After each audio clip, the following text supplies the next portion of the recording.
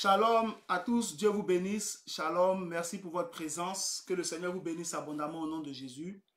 Que sa grâce soit sur vous, que sa paix soit sur vous et que sa bénédiction demeure sur vous. Merci pour ce deuxième jour de programme. Je crois au Seigneur pour qu'il nous fasse du bien, pour qu'il nous apporte quelque chose de bon et pour qu'il se manifeste dans notre vie. Nous allons prier et, n'est-ce pas, nous allons commencer notre programme.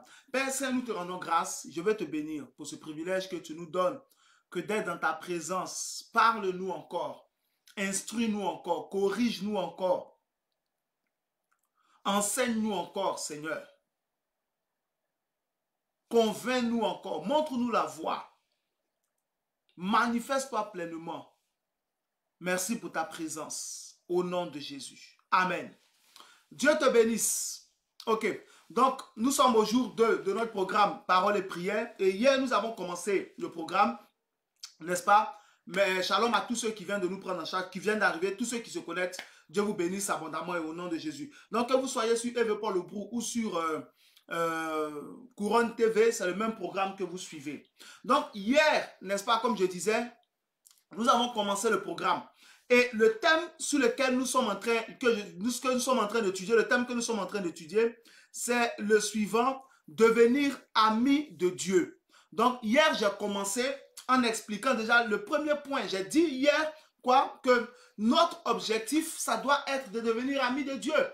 En Jacques chapitre 2, verset 23, la Bible dit que Abraham crut à Dieu et cela lui fut imputé à justice. Il fut même appelé ami de Dieu. Hier, j'ai expliqué que ça doit être notre objectif à tous.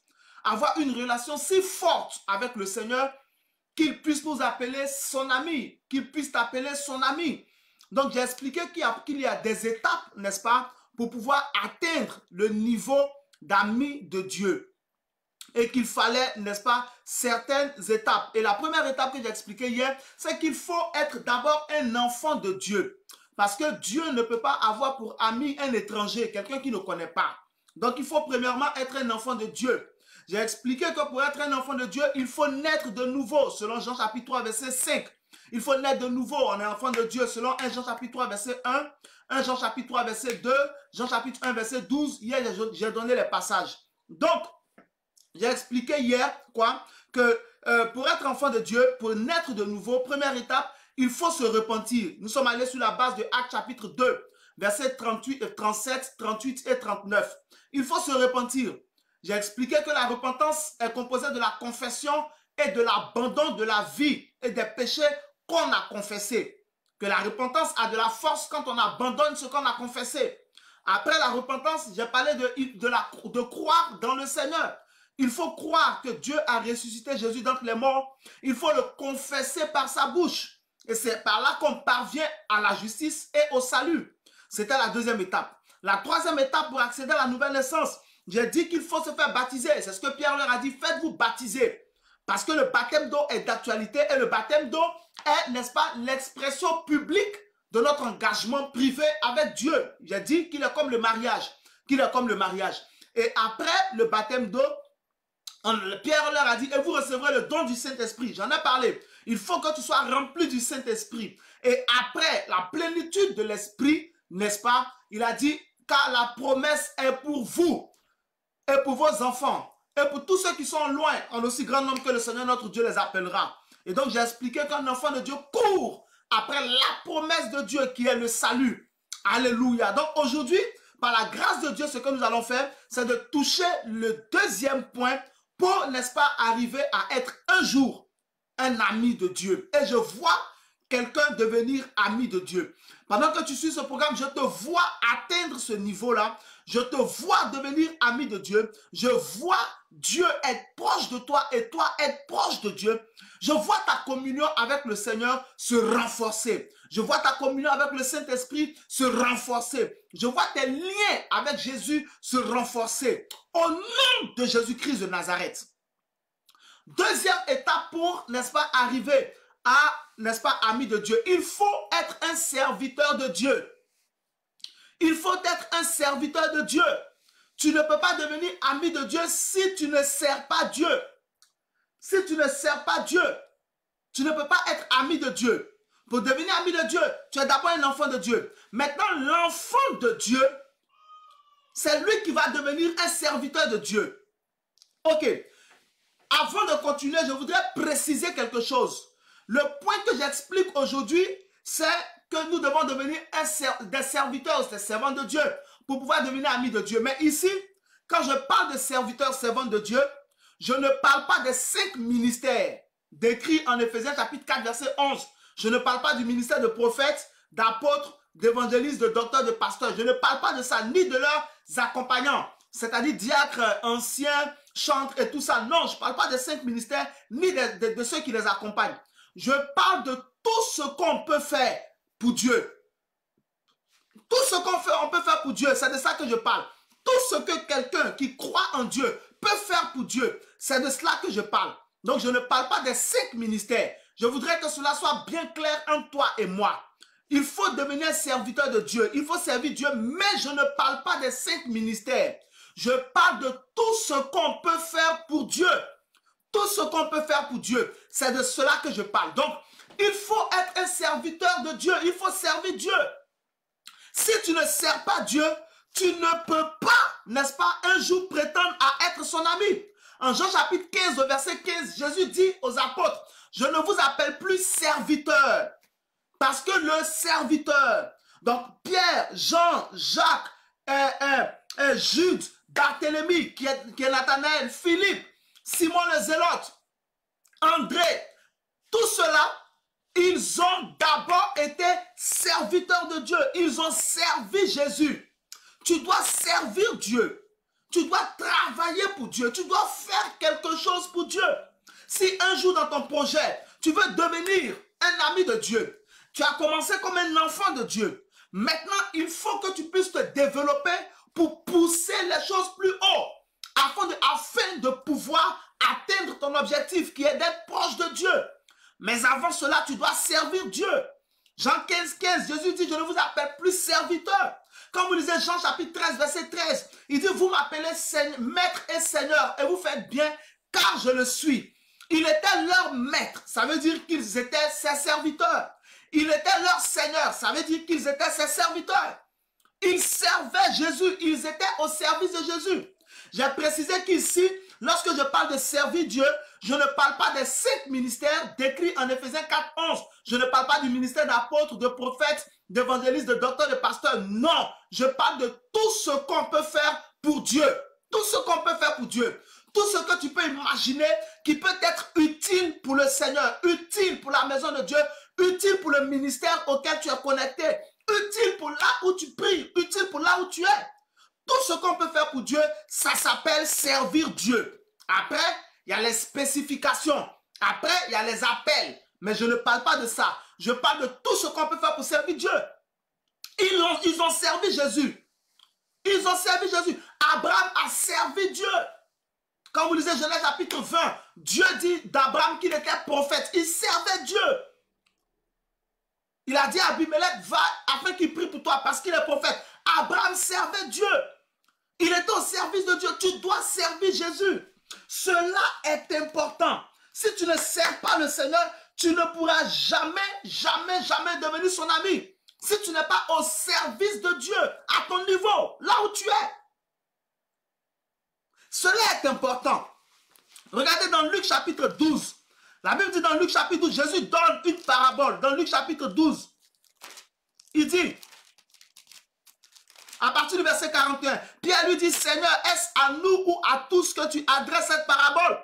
Verset 43, et le Seigneur dit, quel est donc l'économe fidèle et prudent que le maître établira sur ses gens pour leur donner la nourriture au temps convenable? Heureux ce serviteur!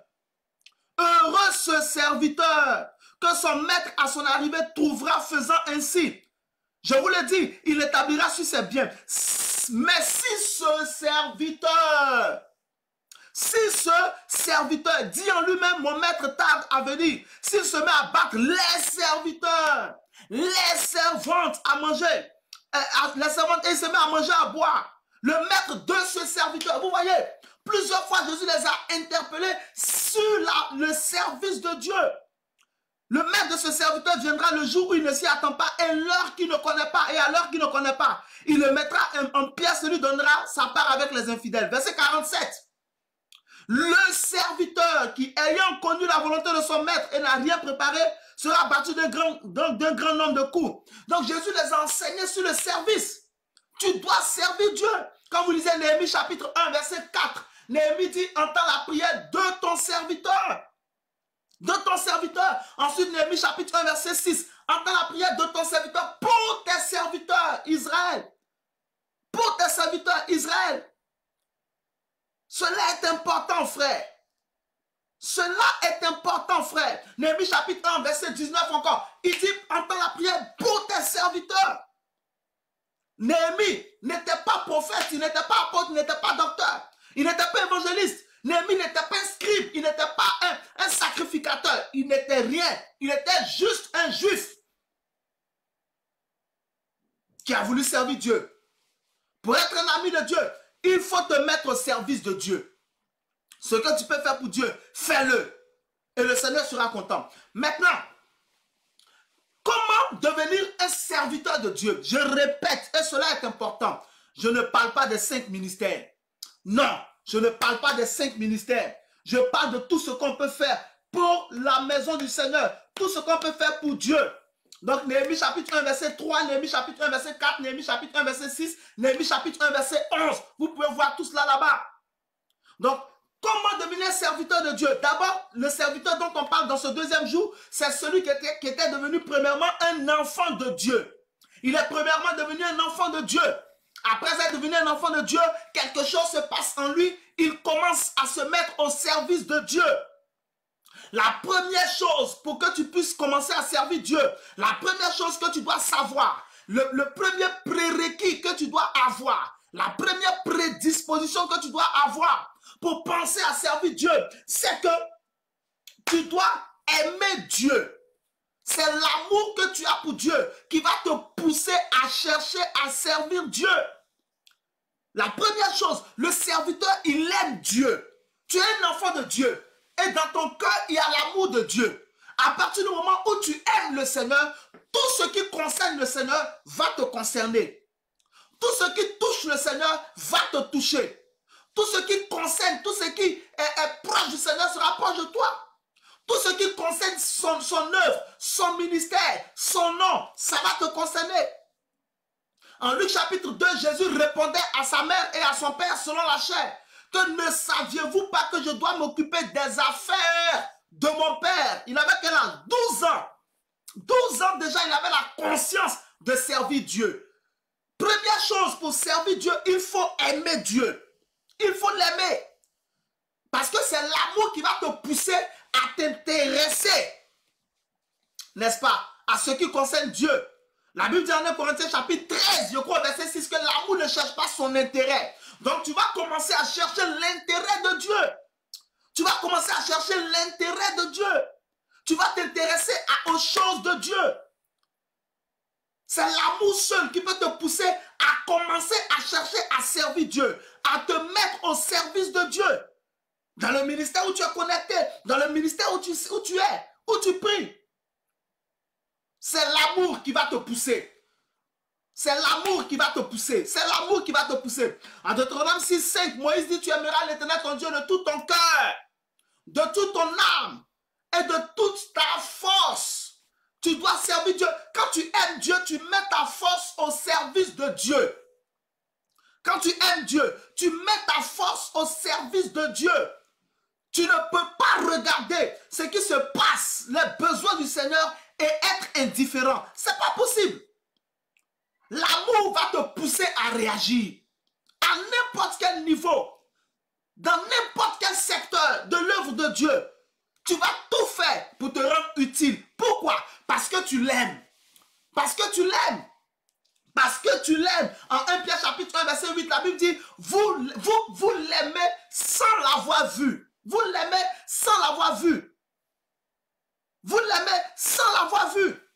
Nous aimons Jésus sans avoir vu Jésus.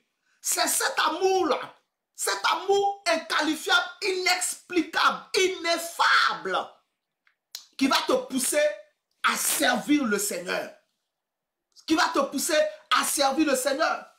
Lorsque Néhémie a entendu, en Néhémie chapitre 1 à partir du verset 1, lorsqu'il a entendu que la muraille de Jéricho, la muraille de Jérusalem était en ruine et que la porte était consumée par le feu, il a commencé à pleurer. Il avait mal que la ville, la muraille de la ville de son Dieu soit consumée, soit en ruine et que la porte soit consumée. Qu'est-ce qui a fait pleurer Néhémie? L'amour de Dieu. L'amour de Dieu. À 1 Samuel chapitre 17, qu'est-ce qui a poussé David à affronter Goliath? L'amour de Dieu. Il dit, qui est cet incirconcis pour insulter Dieu? Eh, Matabrenti. Quand vous voyez un enfant de Dieu qui est insensible à ce qui se passe, il n'aime pas Dieu. Parce que une personne qui aime une autre personne ne peut pas être insensible face aux besoins de cette personne. Si tu aimes ta femme, tu ne peux pas être insensible aux besoins de ta femme. C'est pas possible. Si tu aimes ton mari, tu ne peux pas être insensible aux besoins de ton mari. Si tu aimes tes enfants, tu ne peux pas être insensible aux besoins de tes enfants. Tu feras tout pour satisfaire aux besoins de ceux que tu aimes. C'est ça le véritable amour. C'est pourquoi en Jean chapitre 3, verset 16, la Bible dit que Dieu a tant aimé le monde qu'il a donné. Il a pourvu à notre besoin de salut. Sur la base de quoi? De l'amour. Sur la base de l'amour. C'est par amour pour nous qu'il a donné le seul fils qu'il avait. Lorsque en Hébreux chapitre 11, à partir du verset 17, la Bible dit que Abraham était mis à l'épreuve. Il a accepté de donner son fils unique, Isaac, à Dieu. Dieu dit, maintenant je vois que tu m'aimes. Maintenant je vois que tu m'aimes. C'est par amour que Abraham a cherché à pourvoir aux besoins de Dieu. Vous lisez 1 Samuel chapitre 1. C'est par amour que Anne a dit au Seigneur, donne-moi un fils, je vais te le redonner. Pour qu'il puisse servir Dieu dans ta maison. Pour qu'il puisse te servir. Premièrement, pour pouvoir servir Dieu, il faut aimer Dieu. Si tu n'aimes pas Dieu, tu ne peux pas le servir. Parce que tu ne verras pas l'intérêt de te mettre au service de quelqu'un que tu n'aimes pas. Ah, je me souviens de ce passage dans Jérémie. J'oublie la référence exacte. Mais c'est le prophète Jérémie qui répond à cette question. Il dit, par amour pour toi, je n'ai pas refusé d'être pasteur. Par amour pour toi, Jérémie le dit. Il dit, par amour pour toi, je n'ai pas refusé d'être pasteur. Tu dois aimer Dieu. C'est la première condition pour chercher à servir Dieu. Un enfant de Dieu qui est assis et qui regarde l'œuvre de Dieu, qui regarde les besoins de Dieu, s'il aime Dieu, quelque chose doit commencer à bouger en lui. Quelque chose doit commencer à bouger en toi. Mais aujourd'hui, beaucoup de chrétiens sont insensibles aux besoins de Dieu. C'est que tu n'aimes pas suffisamment Dieu pour être capable de ne jamais lever le petit doigt pour participer à l'avancement de l'œuvre de Dieu. Il faut ne pas aimer Dieu pour faire ça. Je répète que je ne parle pas des 5 ministères. Je parle de tout ce qu'on peut faire dans l'œuvre de Dieu. Tout ce que tu peux faire. Dieu en a besoin. Dieu en a besoin. Tout ce que tu peux faire, tout ce que tu sais faire, fais-le pour le Seigneur. Si tu l'aimes, mets-toi à son service. Si tu aimes Dieu, mets-toi à son service. Mets-toi au service de Jésus. Mets-toi au service du Saint-Esprit. Si tu l'aimes, Néhémie pleurait parce qu'il aimait Dieu. Il a commencé à réfléchir. Il pleurait. Il avait mal dans son cœur. Il avait mal dans son cœur. Quand Jésus, en Matthieu chapitre 21, à partir du verset 12, est rentré dans le temple, il y avait les scribes qui étaient là. Il y avait les pharisiens qui étaient là. Il y avait les anciens du peuple qui étaient là. Les sacrificateurs étaient là. Les portiers étaient là. Les lévites étaient là. Les chantres étaient là. Mais personne ne semblait être dérangé par la présence des commerçants dans le temple de Dieu. Personne. Jésus, poussé par l'amour de Dieu, a mis tout le monde dehors. La Bible dit à partir du verset 14 que ses disciples se souviennent qu'il est écrit « Le zèle de ta maison me dévore ». Il a mis tout le monde dehors parce qu'il aime Dieu et il ne pouvait pas voir un tel désordre dans la maison de son Père. Alléluia. Donc c'est la première chose. Tu dois aimer Dieu. C'est l'amour qui va te pousser C'est l'amour qui va te pousser. En Jean chapitre 15, verset 10, Jésus dit, si vous gardez mes commandements, vous demeurez dans mon amour. Comme j'ai gardé les commandements de mon Père, que je demeure dans son amour. Et que je demeure dans son amour. Deuxième condition, pour pouvoir, n'est-ce pas, servir Dieu. Donc je t'ai dit, la première condition, c'est quoi? Il faut aimer Dieu. Tu dois pleinement aimer le Seigneur. C'est l'amour qui va commencer à bouger en toi et qui va te pousser à servir le Seigneur, à te mettre au service de Dieu. C'est l'amour. Si tu n'es pas poussé par l'amour, ça sera difficile. Tu vas abandonner au milieu. Parce qu'il est écrit en 1 Corinthiens chapitre 13 que l'amour supporte tout. Donc, pour pouvoir supporter toutes les persécutions, pour pouvoir supporter les moqueries, pour pouvoir supporter les abandons, les trahisons, pendant que tu es en train de te mettre au service de Dieu, pour pouvoir supporter les ingratitudes, pour pouvoir supporter les remontrances, il faut aimer Dieu. Parce que seul l'amour va te donner la force de supporter tout ça. Seul l'amour va te donner la force de supporter tout ça. Si tu aimes Dieu et que tu le sers sur la base de l'amour, et que tu te mets à son service sur la base de l'amour, tu ne vas même pas, n'est-ce pas? Tu ne vas même pas abandonner. 1 Corinthiens chapitre 13, verset 7. L'amour supporte tout. Donc, ce que j'avais cité, 1 Corinthiens chapitre 13, verset 5. L'amour ne cherche pas son intérêt. Si ce n'est pas par amour que tu commences à faire quelque chose pour le Seigneur, tu vas abandonner. Tu vas abandonner. En 1 Corinthiens 13, 13, la Bible dit, maintenant donc ces trois choses demeurent. La foi, l'espérance et l'amour. Mais la plus grande de ces choses, c'est l'amour. Donc, la foi peut disparaître. L'espérance peut disparaître. Mais l'amour ne disparaît pas. Si tu commences à te mettre au service de Dieu, à quelque niveau que ce soit, pour que l'œuvre de Dieu avance, pour que l'œuvre de Dieu avance, pour que l'œuvre de Dieu avance, pour que l'évangile soit entendu, pour que quelqu'un soit dans de bonnes conditions pour travailler. Si tu te mets au service de Dieu par amour, quel que soit ce qui se passe, tu vas toujours servir Dieu. Tu vas toujours servir Dieu. Tu ne vas pas abandonner parce que tu l'aimes. Et tant que ton amour demeure, ton zèle demeure. Deuxième condition, pour pouvoir servir Dieu, il faut être volontaire. Il faut être quoi? Volontaire. Si tout ce que tu fais pour le Seigneur, c'est sur la base d'une demande que tu as reçue, ce n'est pas bon. Pour servir Dieu, il faut être volontaire. Tu dois toi-même, n'est-ce pas, proposer tes services là où tu es. Qu'est-ce que je peux faire? Demande, qu'est-ce que je peux faire? Voici ce que je peux faire. Est-ce que cela est utile dans le ministère? Est-ce que cela est utile dans l'église? Est-ce que cela est utile? Est-ce que vous auriez besoin de tel talent, de tel don? Voici ce que je peux apporter pour que les choses soient bien faites. Il faut être volontaire. Je t'ai parlé de Néhémie, Néhémie chapitre 1. Tout le monde a entendu que la muraille de Jéricho était... Oh, qu'est-ce que j'ai avec la muraille de Jéricho, moi? La muraille de Jérusalem était en ruine. Tout le monde était au courant. Néhémie a demandé les nouvelles. Et on lui a donné les nouvelles. Et on dit le peuple, tous ceux qui sont, n'est-ce pas, rescapés, ils sont dans la pauvreté, dans les provinces. Néhémie est le seul qui a commencé à pleurer. Néhémie est le seul qui a commencé à jeûner. Et Néhémie est le seul à partir du chapitre 2, à partir du verset 10, à avoir pensé à aller réparer la muraille. Personne n'a demandé à Néhémie d'aller réparer la muraille. Personne n'a dit à Néhémie, voici ce qui se passe, va réparer la muraille. Non, on lui a donné les nouvelles, comme on a donné les nouvelles à tout le monde. Et Néhémie, comme il était animé d'un amour profond pour Dieu, il a trouvé anormal qu'il ne puisse pas faire quelque chose pour régler ce problème. Il n'avait pas besoin d'être scribe pour ça. Tu n'as pas besoin d'être pasteur pour servir Dieu. Tu n'as pas besoin d'être prédicateur pour servir Dieu.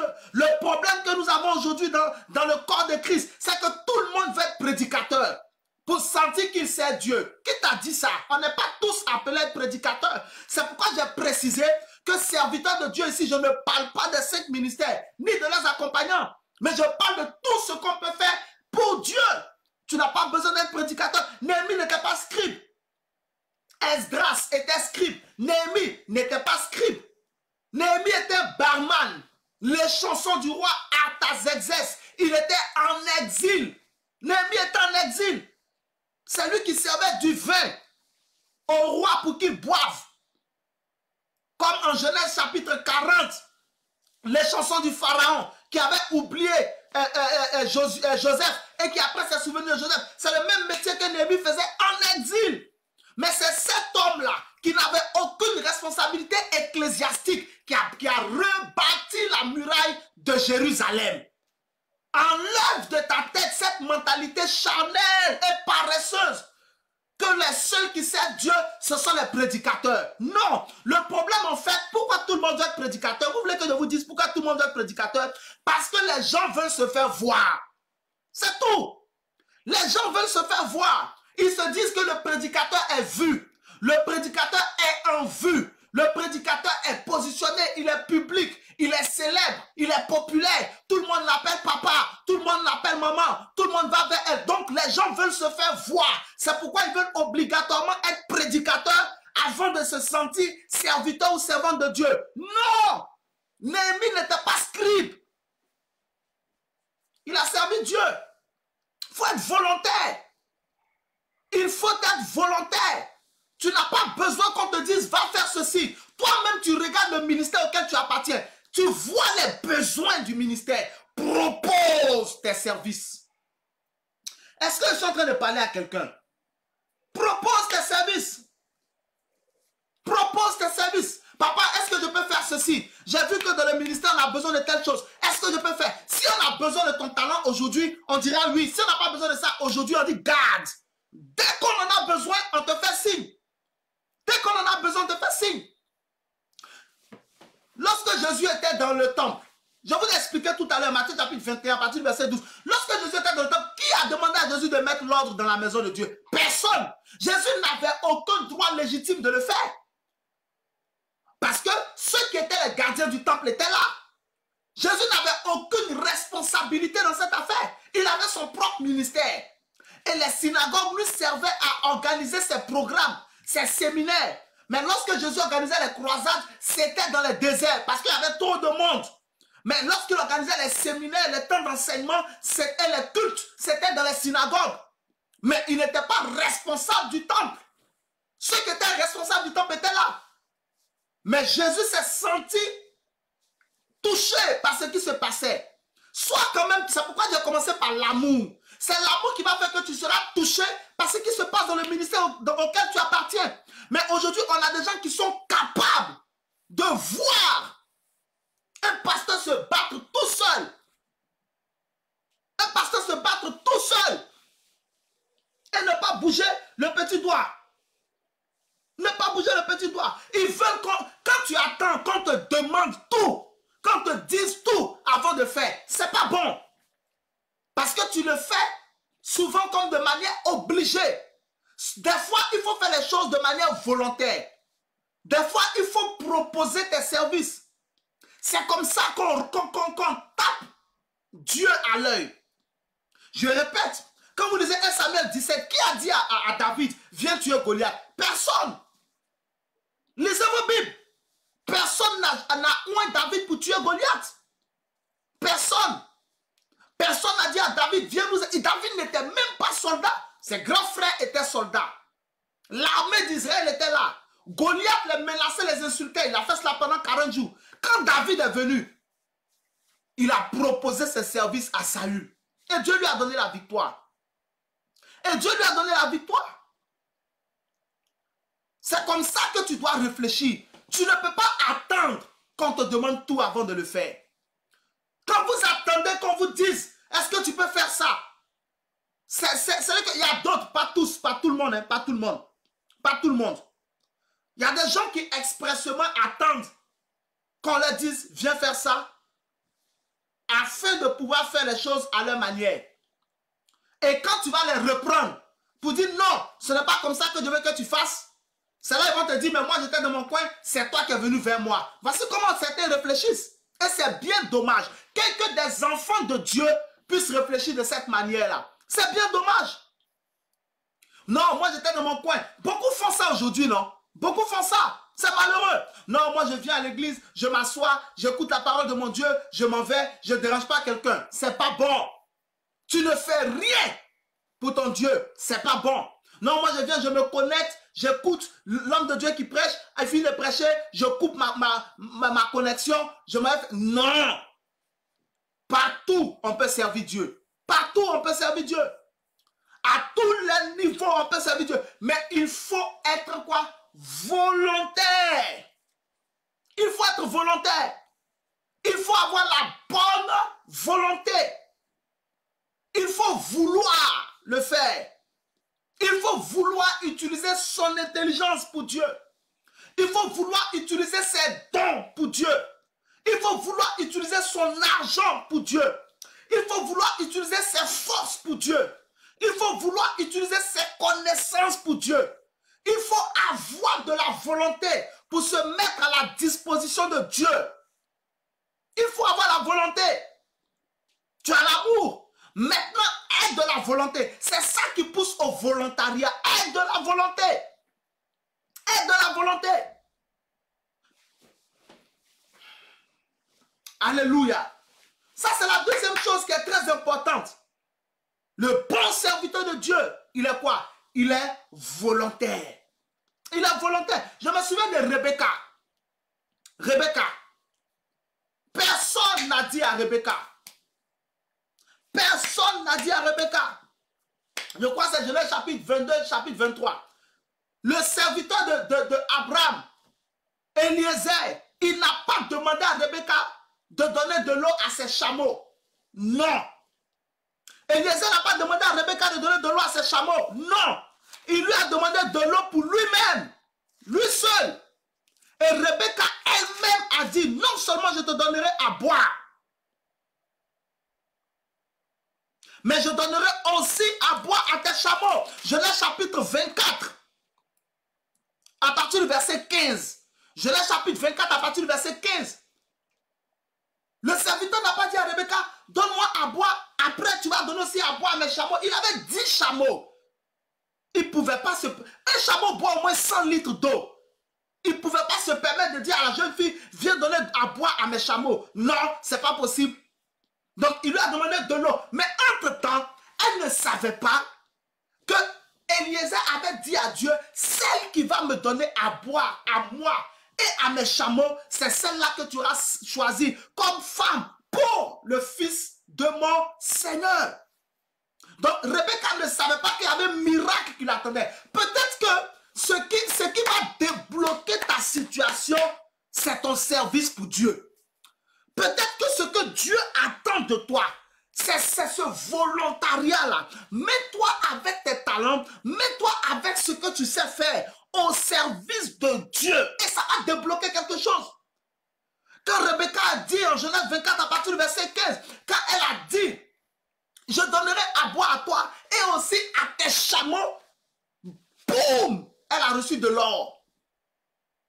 Elle a reçu beaucoup de cadeaux. Après l'or et le cadeau, elle a reçu son mariage. Parce qu'elle était volontaire.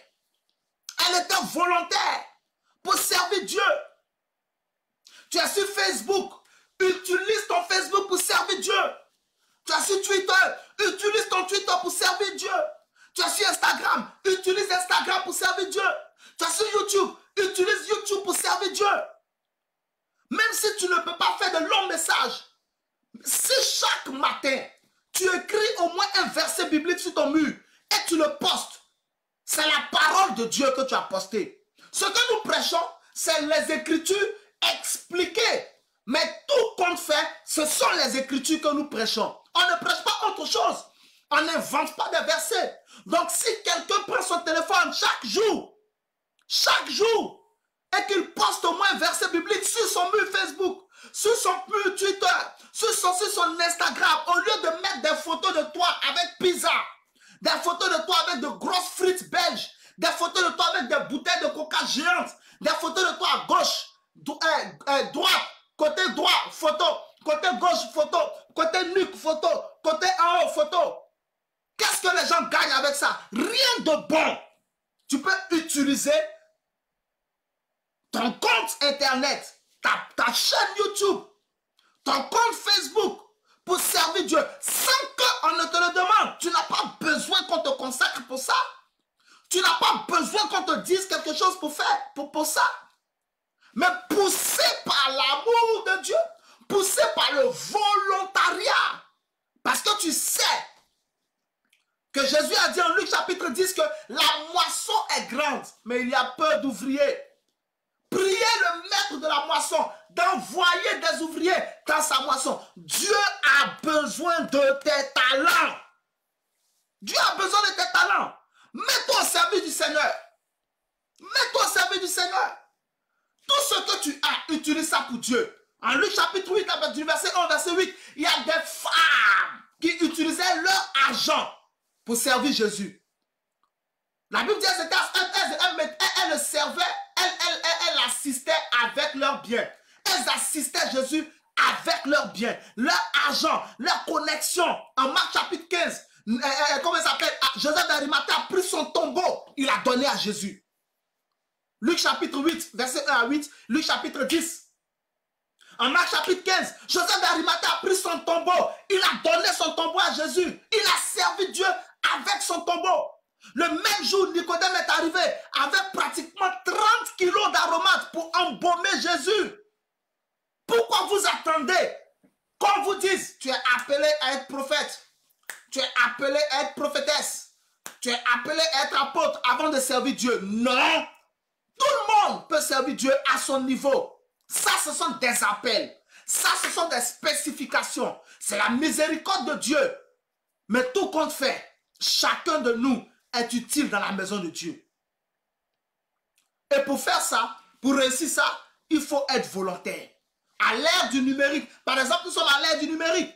Tout ce que vous voyez là, rendons toute la gloire à Dieu. Rendons toute la gloire à Dieu. Si vous voyez ma femme, demandez-lui. Tout ce que vous voyez là, c'est moi-même qui fais tout.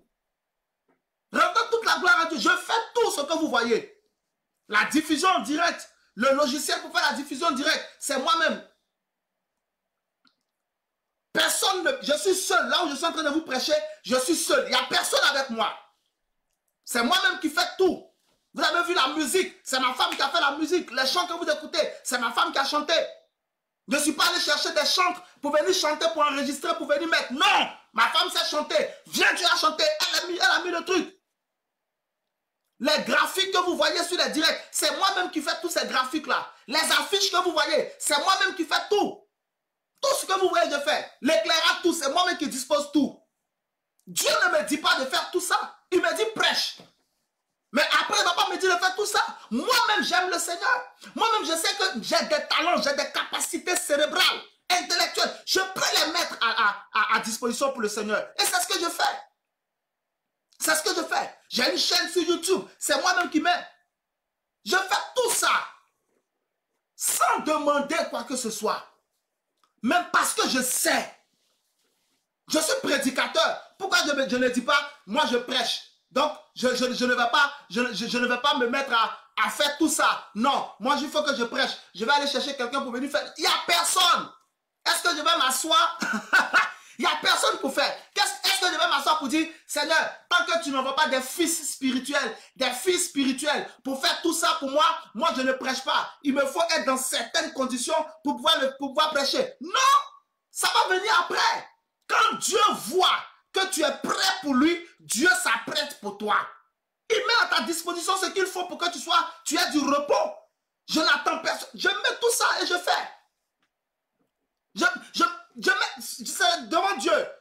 Romains 9:1. Je vous dis, comment on appelle? Je dis la vérité en Christ, je ne mens point. Et ma conscience me rend témoignage par le Saint-Esprit. Je suis seul. Je suis seul dans la pièce. Seul. Je vous ai parlé de la musique. C'est avec ma femme, on a fait ça. Elle a chanté sur son piano. Ensuite, elle et moi, on s'est assis, on a fait le montage. Tout ce que vous voyez, Alpha Omega, là, c'est ma femme et moi, on s'est assis, on a fait le montage. Voilà, on va placer comme ça, on va placer. Parce qu'on aime Dieu. Tu n'as pas besoin de cette... Non! À tout niveau, vous pouvez servir Dieu. C'est ce que je suis en train de vous enseigner. À tout niveau, vous pouvez servir Dieu. On a mis en ligne. Des personnes l'ont écouté. Elles ont été édifiées. C'est ce que nous recherchons. Et c'est ce que Dieu veut, que la vie des gens soit impactée. Mais toi, à ton niveau, fais la même chose. Et cette mentalité-là.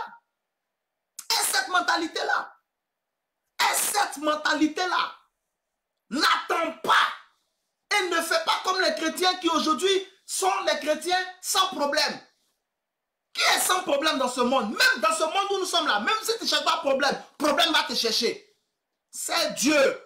Non, si je commence à faire ça, les gens vont dire que, les gens vont toujours dire, les gens diront toujours. C'est comme ce que Jésus a dit en Jean chapitre 12, vous aurez toujours les pauvres avec vous. Il y aura toujours des gens qui vont refuser d'être riches. Vous aurez toujours les pauvres avec vous, mais vous ne m'aurez pas, toujours. Donc, il y aura toujours des gens pour dire, c'est ton Dieu. Qu'est-ce que tu peux faire? C'est pourquoi souvent je bénis la vie de ceux qui mettent les passages, qui mettent les thèmes. C'est pas pour rien. Ce que vous faites là, vous êtes en train de servir Dieu.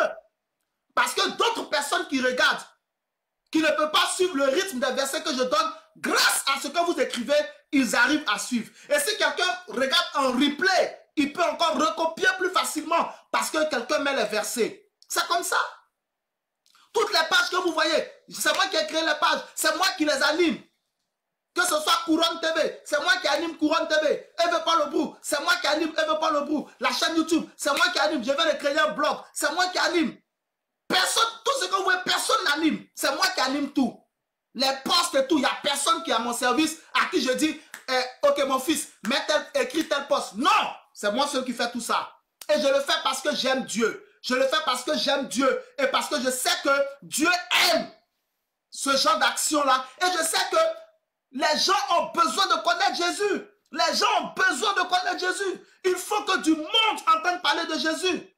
Quand tu partages un post, tu partages une vidéo, tu tagues des personnes, tu invites des personnes. C'est tout ça servir Dieu. Troisième point, pour pouvoir servir Dieu, le serviteur fait quoi? Il ne pense pas à son intérêt. Amen, gloire à Dieu. C'est le Seigneur qui nous donne des talents en tout cas. Gloire à Dieu. Donc, troisième chose, comment on appelle? Le serviteur pense d'abord à son maître. Donc, première chose, je t'ai dit quoi? Il faut aimer Dieu pour servir Dieu. Deuxième chose, il faut être volontaire. Troisième chose, il faut penser aux intérêts de son maître en premier. Tu ne peux pas servir Dieu si tu penses à toi d'abord. C'est pas possible. Tu ne peux pas servir Dieu si tu penses à ta satisfaction personnelle d'abord. Tu dois t'oublier. Tu dois t'oublier. Il faut que tu t'oublies. Tu dois t'oublier. Pour pouvoir servir Dieu, tu ne dois pas penser à ta joie d'abord. Tu ne dois pas penser à ton aisance d'abord. Tu ne dois pas d'abord penser à ton plaisir. Tu ne dois pas d'abord penser à ton repos. Tu dois premièrement penser au repos de Jésus, au plaisir de Jésus, au bien-être de Jésus, au repos de ton Père spirituel, de ton pasteur, au repos à ces bonnes conditions pour pouvoir porter la vision. Le serviteur ne pense pas premièrement à ses intérêts. Il pense en premier lieu aux intérêts de son maître.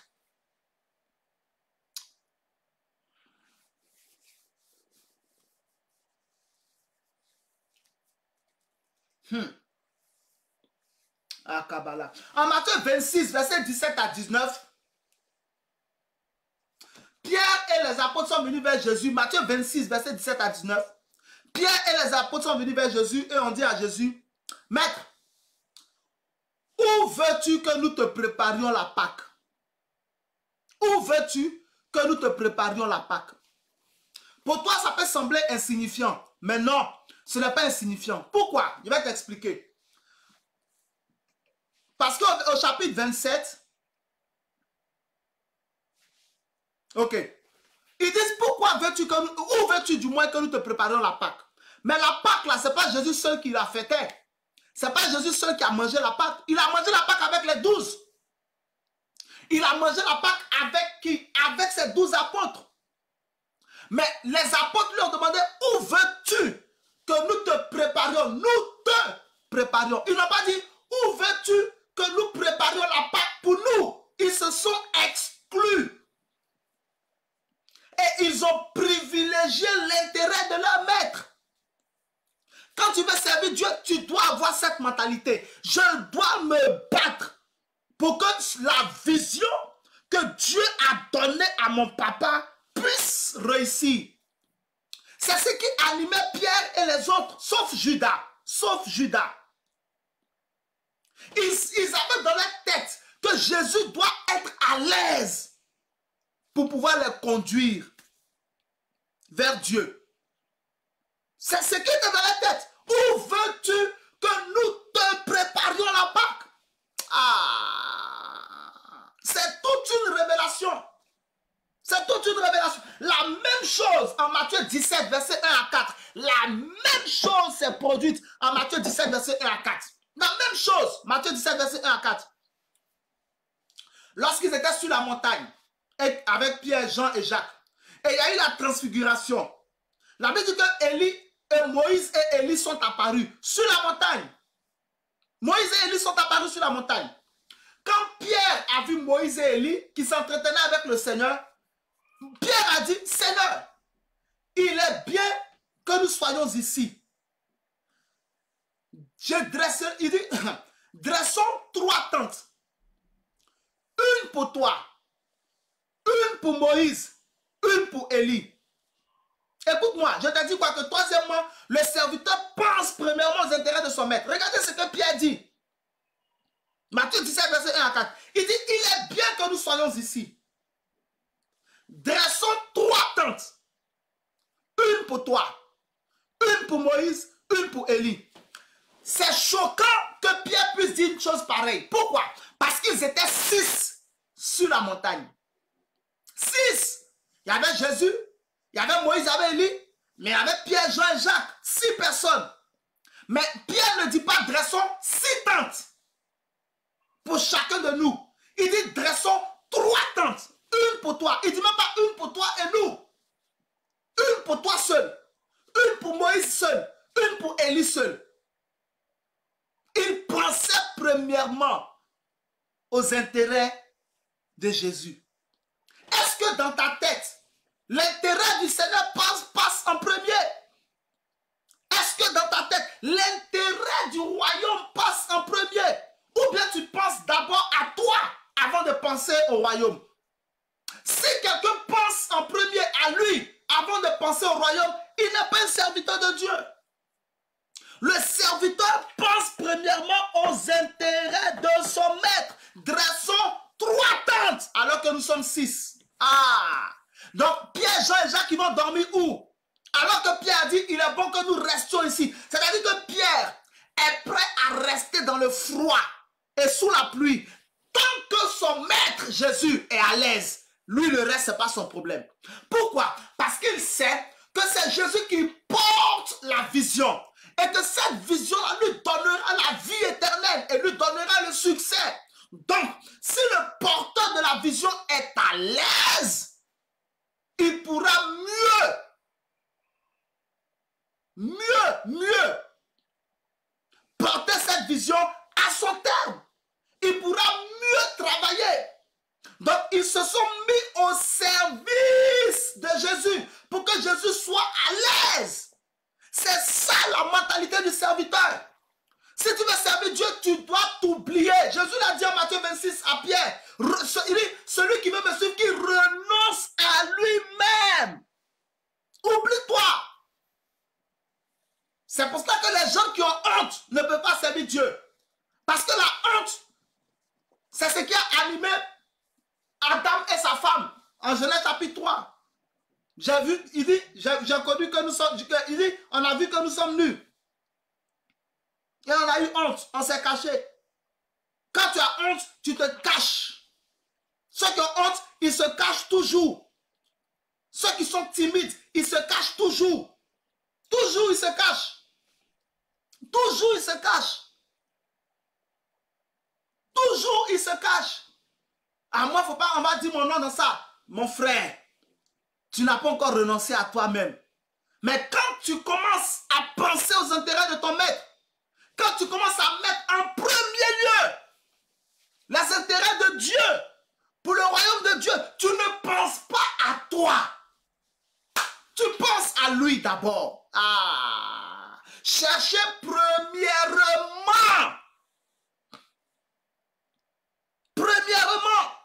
Élie disait à 1 roi 17 à une veuve, donne-moi d'abord un morceau de gâteau. Fais pour moi d'abord et après tu feras pour ton fils et toi. Car ainsi parle parle l'Éternel. Oh my God, j'aime ta parole, Seigneur. Prépare-moi d'abord un gâteau et après, tu feras pour ton fils et toi. Après, la veuve a accepté. Le miracle est venu. La farine et l'huile n'ont pas manqué dans sa maison. Pourquoi?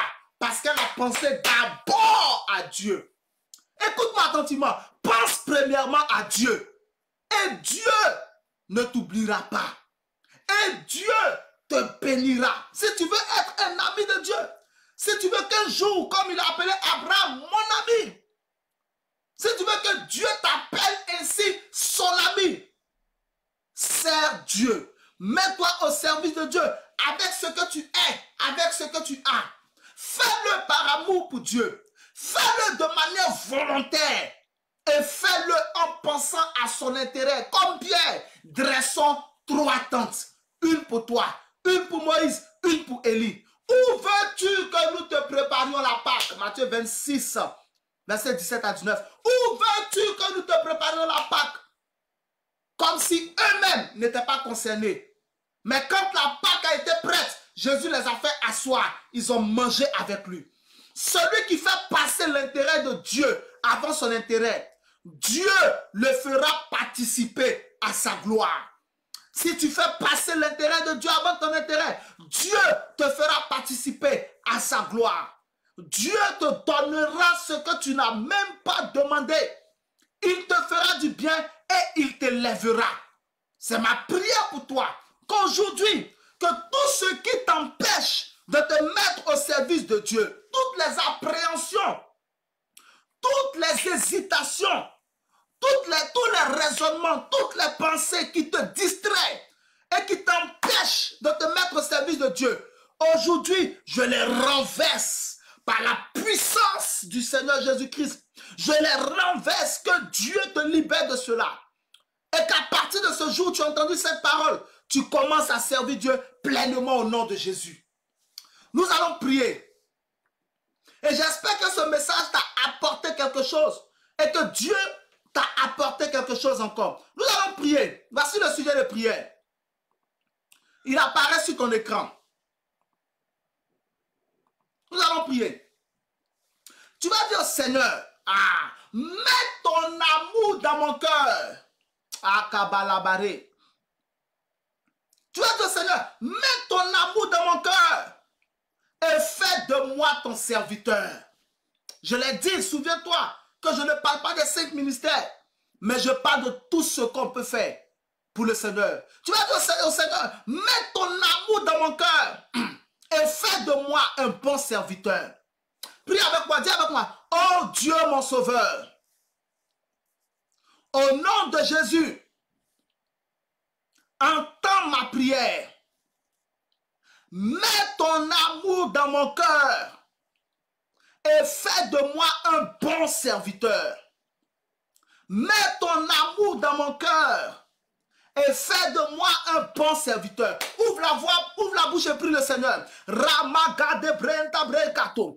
Alikata bare kabilasko. Rabaganti bregede bragados. Kalabakunta brenti kalendo. Rabagada bresa karindo. Ikwalabarande bregedes. Akabare kabirabolokat. Kabaros kilibranti baronde. Ikabakunta bragades kale. Makata baradoza kati. Seigneur, mets ton amour dans mon cœur et fais de moi un bon serviteur. Mets ton amour dans mon cœur et fais de moi un bon serviteur. Malabarazakate, akabaro kabarende bregedes, kabres kilibro kabare, ikabakantu bragadas kele, e robagada bragados kaleke, e bakatu pa le barosati, le brosakati kwa le bronte, rabagando bregedes kilibrantu, abakatorakati kwa le baroda bazeki tabreka turama kante bregedes sakati kwa debra, ibalagada,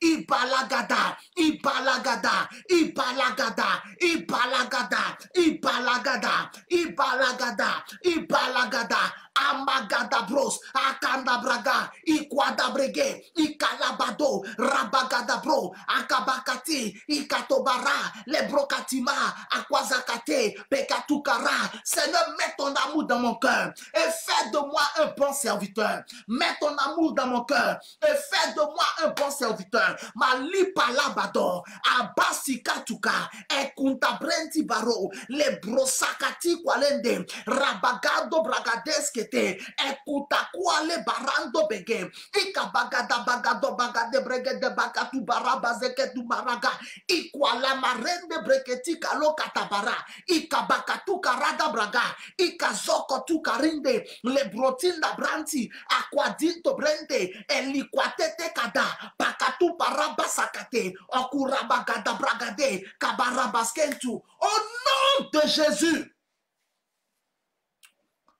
Amen.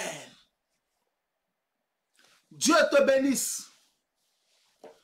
Seigneur, merci pour cet exaucement. Merci parce que nous savons que notre prière est montée à toi et parce que tu nous as exaucés.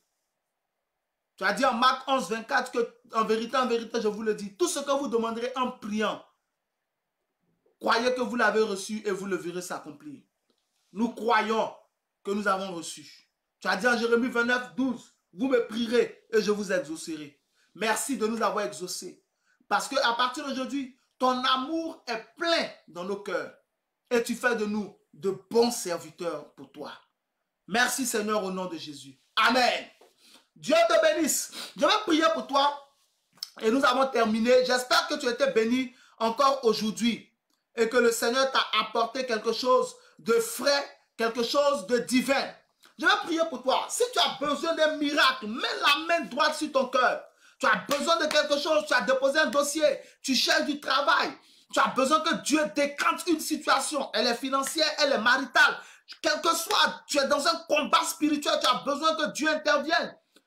Le prêtre Élie a dit à Anne que ton Dieu t'exauce et la situation était décantée. Mets la main sur ton cœur. Je vais prier pour toi afin que Dieu se manifeste dans ta vie. Père Saint, je te rends grâce pour tes enfants, pour cette personne, pour ce frère, pour cette soeur qui a mis la main sur son cœur et qui attend de toi une intervention divine. Qui attend de toi une intervention divine. Qui attend de toi une intervention divine. Ce frère, cette soeur qui attend de ta part un miracle. Ah, Seigneur, exauce, manifeste-toi. Décante la situation pour laquelle quelqu'un a posé sa main sur son cœur. Décante la situation pour laquelle quelqu'un t'invoque. Prie, Seigneur, reçois la prière de quelqu'un. Exauce la prière de tes enfants. Entends leur prière. Entends leur voix. Exauce-les, Seigneur. Manifeste ta gloire. Donne du travail à qui en a besoin. Permets à quelqu'un de créer sa société. Débloque le problème financier. Chasse le démon qui crée les attaques. Apporte la guérison pour tout. Élève le ministère qui est concerné. Mets la paix là où il faut la paix. Relève la vie de prière concernée. Mets ta main et opère un miracle. Donne un miracle à quelqu'un. Reçois ton miracle au nom de Jésus. Si tu es malade, mets la main là où tu as mal. Mets la main gauche là où tu as mal et mets ta main droite sur ton écran. Après de créer un point de contact. Je vais prier pour toi si tu es malade. Et si tu as des frères, des soeurs, des connaissances qui sont malades, n'hésite pas à mettre leur nom en commentaire. Père Saint, tu es le Dieu qui guérit. Exode 15, 26. Tu dis, je suis l'Éternel qui te guérit. Je prie que tu apportes une guérison. Quelqu'un est-il malade? Guéris-le. Guéris-le, Seigneur. En Jacques chapitre 5, la Bible au verset 16, que la prière du juste a une grande efficacité. Tu as dit, la prière de la foi guérira le malade. Je prie par la foi. J'exerce la domination sur toute maladie, sur le cancer, sur toutes les maladies de peau, sur les maladies cérébrales, sur l'asthme, sur le diabète, sur l'insuffisance rénale, sur le coronavirus. J'exerce la domination sur les ulcères, sur les maladies, Seigneur, respiratoires, les maladies de poumon, les maladies de cœur, sur les maladies musculaires, sur les maladies osseuses. J'exerce la domination sur toute maladie dans la colonne vertébrale, dans le bassin, dans les yeux, dans la tête. Je prie au nom de Jésus. Guéris, Seigneur. Guéris, Seigneur. Guéris, Seigneur. Guéris, Seigneur. Guéris, Seigneur. Guéris, Seigneur. Le nom qui était placé, Seigneur, devant toi. Guéris la personne. Manifeste-toi, Seigneur. Manifeste-toi, Seigneur. Guéris au nom de Jésus. Si quelqu'un souffrait d'une maladie spirituelle, une femme de nuit, un mari de nuit, des règles douloureuses, des cauchemars, si on te donne à manger un rêve, si on te poursuit un rêve, si on t'étrangle, à partir d'aujourd'hui, le Dieu des cieux te délivre totalement. Le Dieu des cieux te délivre totalement. Que l'ange de l'Éternel poursuive ceux qui te poursuivent. Que l'ange de l'Éternel attaque ceux qui t'attaquent. À partir de ce soir, tu dormiras et tu seras en paix car Dieu assurera ta sécurité. Seigneur, guéris et rends libre. Guéris et rends libre. Guéris et rends libre. Tu es guéri, tu es libre. Au nom de Jésus-Christ de Nazareth. Dieu te bénisse. Dieu te bénisse au nom de Jésus. Bien, nous avons terminé pour ce soir. Donc, nous nous donnons rendez-vous demain, vendredi, 20h30. Même page. Même page. Même page. Demain, vendredi, même page. Même heure, 20h30. N'est-ce pas? Sois connecté pour, n'est-ce pas, le dernier jour de parole et prière. Afin que nous continuions ensemble d'explorer les Écritures pour que Dieu nous fasse du bien. Dieu te bénisse. Mon numéro est là pour les témoignages et pour les sujets de prière. Écris-moi afin que nous puissions rendre gloire à Dieu. Tu as besoin que je prie pour toi, envoie-moi un message. Tu as besoin de comprendre les Écritures, envoie-moi un message. Et par la grâce de Dieu, n'est-ce pas, nous nous soutiendrons les uns les autres. Ok, Dieu te bénisse abondamment. Nous allons prier pour la fin. Et nous allons nous donner rendez-vous vendredi, demain vendredi à 20h30 pour, n'est-ce pas, encore partager la parole de Dieu. Nous prions pour la fin. Ma tête est une bonne tête. Ma vie est une bonne vie. Les anges de Dieu combattent pour moi. La grandeur est de mon côté. Quelle que soit la situation, je triompherai. Mes mains sont bénies. Mes pieds sont bénis. Je suis béni au nom de Jésus. J'ai un Dieu qui entend mes prières. Dieu te bénisse. Va et triomphe. Va et sers ton Dieu. Va et mets-toi au service de ton Dieu. Et le Seigneur te récompensera. Et le Seigneur te bénira. Rien ne pourra t'arrêter. C'est ton temps. Dieu te bénisse. À demain. Je suis l'évangéliste Paul Aubrou. Ciao.